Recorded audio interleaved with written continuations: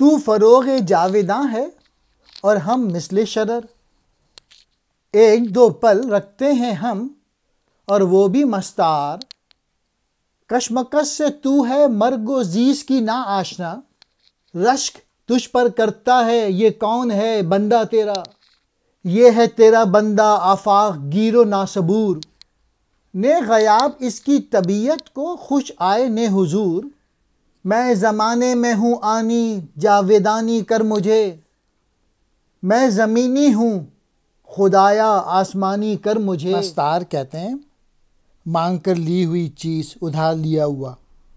غیاب کہتے ہیں دوری کو۔ اقبال کہہ رہے ہیں اللہ تعالیٰ ہمیشہ رہنے والا نور ہے، جبکہ ہم چنگاری کی مانند عارضی و فانی ہیں۔ ہماری زندگی کے دو احساس ہی ہیں اور وہ بھی ادھار ہیں۔ اے ذات اقدس تجھے موت اور زندگی کے باہمی نزاع یا لڑائی کا پتہ نہیں ہے۔ یہ ناچیز بندہ خدا پر رشک کرنے والا کون ہوتا ہے؟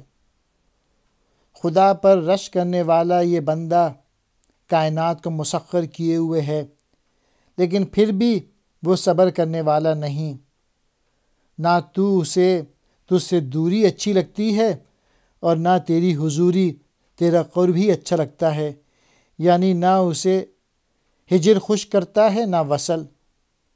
میری زندگی ایک لمحے کی زندگی ہے، اسے جاویداں کر دیجئے۔ گو میں زمینی ہوں، زمیں کا رہنے والا ہوں، لیکن تو مجھے آسمانی بنا دے۔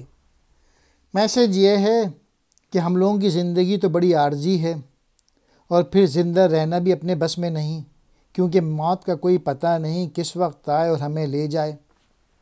اور اللہ تعالیٰ آپ تو خود زندگی اور موت کی کشمکش سے آزاد ہیں۔ گویا علامہ نے بالواسطہ اپنے لیے صاحب بقا ہونے کی آرزو کا اظہار کیا ہے۔ دوسرے لفظوں میں وہ تو صرف صاحب بقا بننے کا آرزو مند ہے، قریبی اور دوری سے وہ کچھ بے تعلقی ہے، اور آخری اس میں یہ کہہ رہے ہیں کہ مجھے جذبہ اس سے ایسا سرشار فرما دیجئے کہ میں اس جہاں کو مسخر کر کے صاحب بقا بن جاؤں۔